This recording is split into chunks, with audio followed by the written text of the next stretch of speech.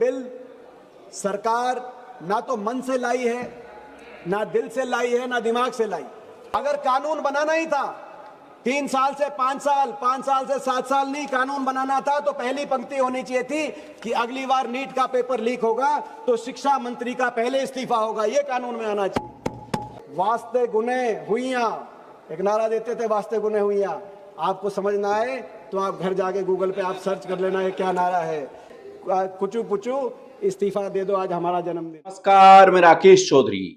लोकसभा में जब लोक परीक्षा संशोधन विधेयक 2026 पर चर्चा शुरू हुई तो सत्ता पक्ष इसे परीक्षा व्यवस्था को मजबूत करने वाला बड़ा कदम बता रहा था। लेकिन जैसे ही हरियाणा के रोहतक से कांग्रेस सांसद दीपेंद्र सिंह हुड्डा बोलने के लिए खड़े हुए तो सदन का माहौल पूरी तरह बदल गया। दीपेंद्र हुड्डा ने अपने भाषण की शुरुआत किसी कानून की धाराओं से नहीं की, बल्कि सरकार की नीयत पर सवाल उठाकर की। उन्होंने कहा कि जिन परिस्थितियों में यह बिल आया है वो साबित करता है कि सरकार ये बिल ना मन से लाई है, ना दिल से लाई है और ना दिमाग से लाई है। उन्होंने आरोप लगाया कि अगर सरकार की नीयत साफ होती तो लाखों छात्रों के आंदोलन का इंतजार नहीं करना पड़ता। सरकार तब जागी जब देश का युवा सड़कों पर उतर आया। सरकार तब जागी जब सोशल मीडिया पर हर तरफ पेपर लीक की चर्चा होने लगी। और सरकार तब जागी जब उसे लगा कि अब युवाओं का गुस्सा चुनावी मुद्दा बन सकता है। दीपेंद्र हुड्डा ने कहा कि सरकार का पहला प्रयास युवाओं की आवाज सुनना नहीं बल्कि उसे दबाना था। लेकिन जब विरोध लगातार बढ़ता गया, जब छात्रों ने हार नहीं मानी, जब माता पिता भी बच्चों के साथ खड़े हो गए और जब सरकार को महसूस हुआ कि अब जनता जवाब मांग रही है, तब जाकर यह संशोधन विधेयक संसद में लाया गया। ये बिल सरकार ना तो मन से लाई है, ना दिल से लाई है, ना दिमाग से लाई। क्योंकि सरकार का मन तो युवाओं की आवाज दबाने का था, छात्रों की आवाज को कुचलने का मन था। लेकिन जब पानी नाक तक पहुंच गया, जब सरकार को यह समझ में आया कि अब सिंहासन डोल रहे हैं, जब परिस्थिति और नैरेटिव, क्योंकि ये सरकार नैरेटिव की सरकार है, और जब नैरेटिव आपके नियंत्रण से बाहर हो गया, तब जाकर सरकार ने आनन फानन में इस बिल की भी घोषणा करी। एक कमेटी, नंदन नीलेकानी की कमेटी की भी घोषणा करी।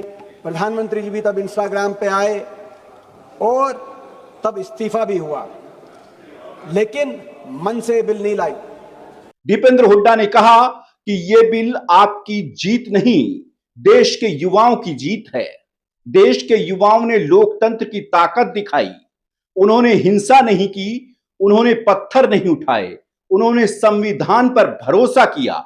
उन्होंने अपने मोबाइल फोन को हथियार बनाया, सोशल मीडिया पर अभियान चलाए, वीडियो बनाए, गीत बनाए, नारे बनाए और पूरे देश को यह बता दिया कि नई पीढ़ी अपनी आवाज कैसे उठाती है। ये जो बिल है, इसीलिए ये सबूत है आपकी हार का और देश के छात्रों की, युवाओं की जीत का ये सबूत है। मैं देश के युवाओं को, छात्रों को बधाई देता हूं।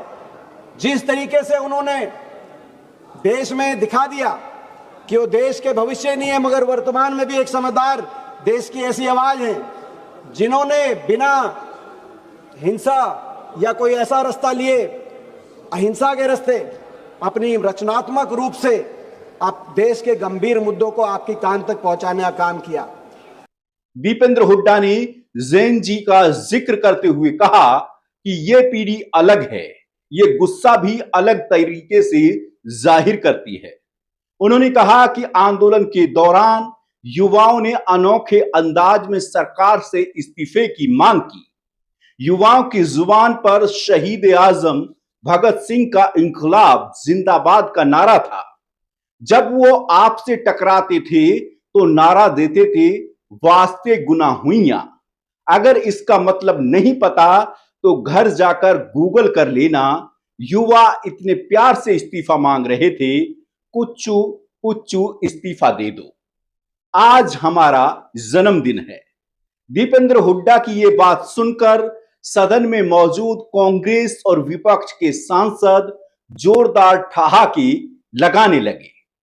ये जेनजी जिनके जवान पे शहीद आजम भगत सिंह का इनकलाब जिंदाबाद का नारा था, और जब वो कभी आपसे टकराते थे तो दूसरा नारा देते थे, वास्ते गुने हुइयां, एक नारा देते थे, वास्ते गुने हुइयां। आपको समझ ना आए तो आप घर जाके गूगल पे आप सर्च कर लेना ये क्या नारा है। वो नारा देते थे वास्ते गुने हुइयां, और वो नारा देते थे इतने प्यार से, इतनी खूबसूरत तरीके से इस्तीफा मांगते थे। कहते थे, जब आपसे इस्तीफा भी मांगते थे तो कहते थे कुचू पुचू इस्तीफा दे दो, आज हमारा जन्मदिन है। इसके बाद दीपेंद्र हुड्डा ने सरकार पर एक और तीखा हमला बोला। उन्होंने कहा यह सरकार नैरेटिव की सरकार है, यानी सरकार काम कम और अपनी छवि बचाने की राजनीति ज्यादा करती है। उन्होंने कहा कि जैसे ही सरकार का नैरेटिव बिगड़ने लगा, वैसे ही अचानक फैसले होने लगे। प्रधानमंत्री नरेंद्र मोदी सोशल मीडिया पर आए, इस्तीफे हुए, घोषणाएं हुई, लेकिन सवाल आज भी वही खड़ा है, क्या जिम्मेदार लोगों की जवाबदेही तय हुई? दीपेंद्र हुड्डा ने कहा कि सरकार इस बिल को ऐतिहासिक बता रही है, लेकिन हकीकत यह है कि परीक्षा में गड़बड़ी रोकने के लिए पहले भी कानून मौजूद था, अब सिर्फ सजा बढ़ा दी गई है। उन्होंने कहा कि अगर कानून बनना ही था तो सबसे पहले उसमें जवाबदेही तय होनी चाहिए थी। उन्होंने कहा अगर अगली बार नीट का पेपर लीक होगा तो सबसे पहले शिक्षा मंत्री का इस्तीफा होना चाहिए। अगर कानून बनाना ही था 3 साल से 5 साल, 5 साल से 7 साल नहीं, कानून बनाना था तो पहली पंक्ति होनी चाहिए थी कि अगली बार नीट का पेपर लीक होगा तो शिक्षा मंत्री का पहले इस्तीफा होगा, यह कानून में आना चाहिए। उन्होंने कहा कि जब तक ऊपर बैठे लोगों की जिम्मेदारी तय नहीं होगी, तब तक नीचे बैठे लोग भी नहीं डरेंगे। दीपेंद्र हुड्डा ने कहा कि देश का युवा अब सिर्फ भाषण नहीं सुनना चाहता, युवा जवाब चाहता है। युवा जानना चाहता है कि पेपर लीक कौन करता है और उन पर कार्रवाई कब होगी। बहरहाल, क्या आपको लगता है कि सिर्फ कानून की सजा बढ़ाने से पेपर लीक रुक जाएंगे, या फिर जैसा विपक्ष कह रहा है सबसे पहले जवाबदेही तय होना जरूरी है?